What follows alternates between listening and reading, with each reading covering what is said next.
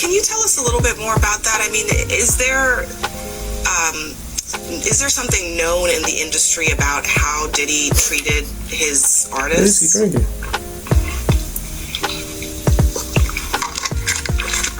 So I'm going to get some cheeks after this horsepower joint. The fuck?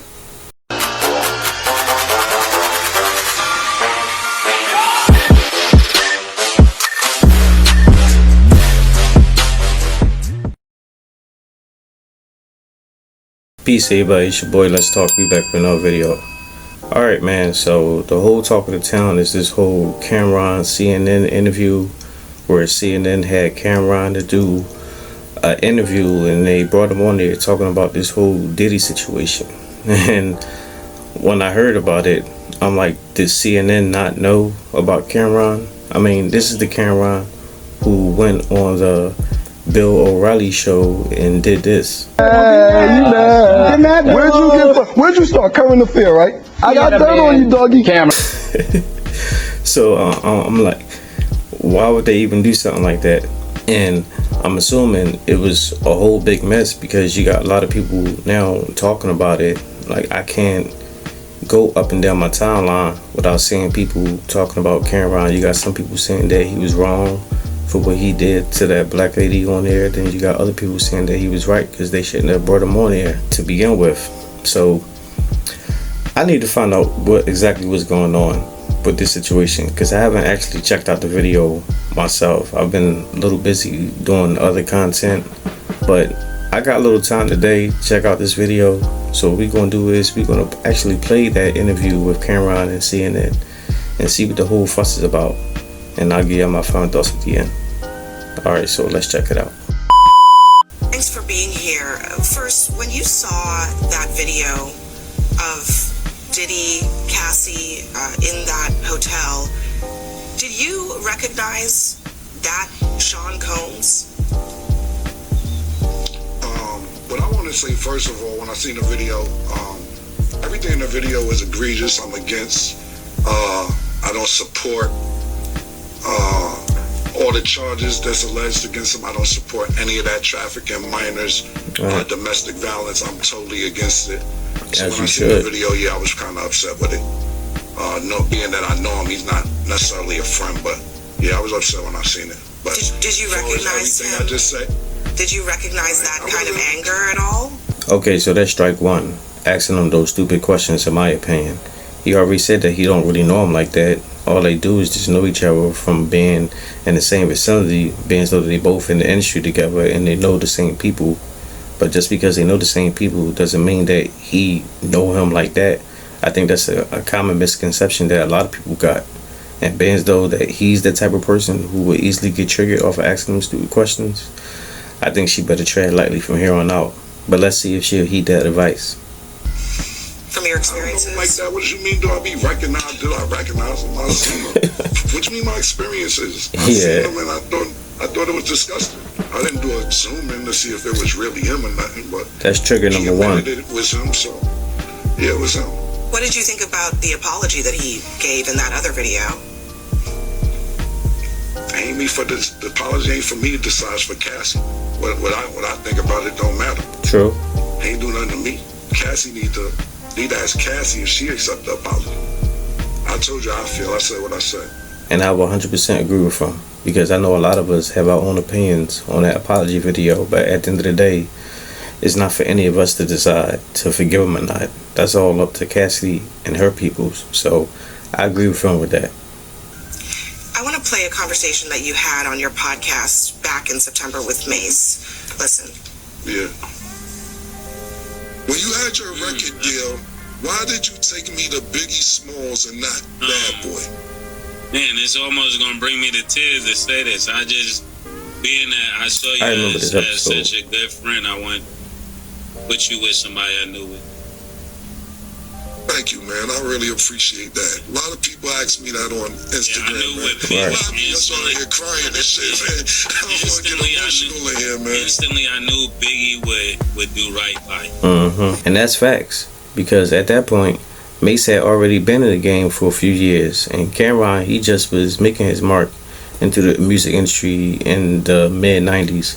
So Mace, he already knew how shady P Diddy was, and he knew that Biggie wasn't like that. And being though that Biggie was rumored to be branching off and try to do his own thing, Mace was trying to connect Cameron with him, so he won't get slighted by P Diddy. So I agree with him with that. Can you tell us a little bit more about that? I mean, is there something known in the industry about how Diddy treated his artists? What is he drinking?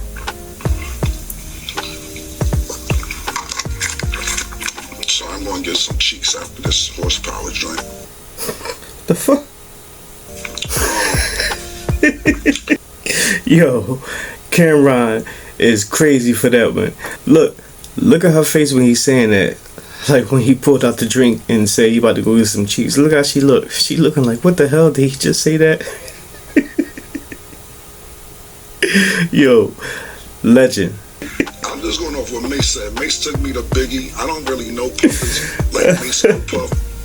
So I appreciate what Mace said, and of course that's my brother. So if he felt that way, then he felt that way. Yo. I can't really tell you how Puff moved. Cameron funny for that. Mace made no better than me because he was signed to Puff. I wasn't.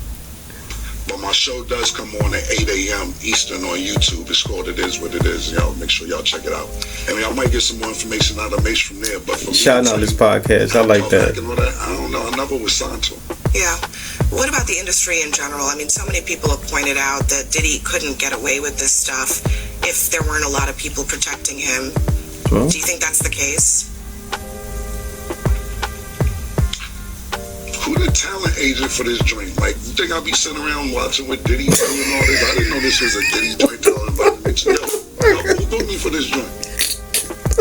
All right. I don't be sitting around watching. Yeah. Thanks for joining us. Thank you for your time tonight. Yeah, thank you for having me. You enjoy it. Yo, he really did that. Oh man. Alright, I can see what people talking about. That's funny. He pulled out the little thing talking about I'm getting some cheeks later. Oh, that's crazy. But alright. So like I said in the beginning, this is, Cameron, the one who played Rico on Paid in Full. The one who was beefing with Jay-Z, this Dipset Cameron. The one who had the interview with Anderson Cooper back in 2007, who said this. If there's a serial killer living next door to you, though, and you know that person is, people, would you be a snitch if you called police and told them? If I knew the serial killer was living next door to me? Yeah. No, I wouldn't call and tell anybody on him, but I'll probably move. Like, I'm not going to be around because I don't need to be living around serial killers, but I'm not going to call and be like, put the signs up like, yo, the serial killer's in 4E. Yeah, so this shouldn't be surprising at all. Now, granted, it was a sister, so I can see what all the black people on social media talking about, like, he shouldn't have did that to a sister. He should have had a little bit more poise, should have had more etiquette, which he probably should have done. I can attest to that. But at the same time, this is the guy that he showed you who he was throughout his whole career, and he's not changing for nobody. Like, they should have known.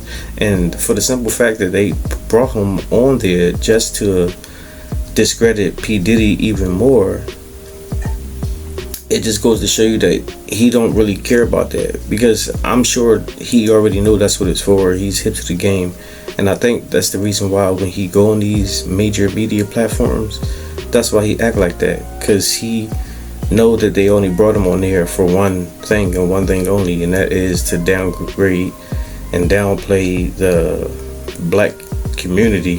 So he like, all right, well, if y'all want to act the fool and bring me on here and try to show off, I'm gonna give y'all something. So I look at it like all fair and love and war. like it's fair play to me. But I think Cameron is a GOAT for that. And as far as the sister and people who's defending her, I think more so they need to realize that she was just used as a pawn just for the media to bring on a brother, because they felt like maybe that she was a sister, that they can probably get more out of him because she can ask him certain questions and he'll feel more comfortable talking to her because she is black. That's the reason why they didn't bring on another Caucasian like they done in the past, because they already knew how he was from previous times and they thought it was going to be different. And he just goes to show you that he don't care who it is, black, white, yellow, brown. If y'all bring me on here for the foolishness, I'm gonna give y'all the foolishness. So, you know, I just think that he just played this smart because he ain't really give him nothing. All he gave him is what he wanted to give him, and he knew that it was going to be headlines. And at the same time, he shouted out his own brand and his own podcast, which gives more light to his platform, him and Mace. So, like I said, fair play. So it is what it is. But that's all I got for now, guys. Let me know what y'all think. Drop y'all comments down below. Make sure I hit the like, subscribe, and hit the bell. I'll see y'all in the next one. Peace.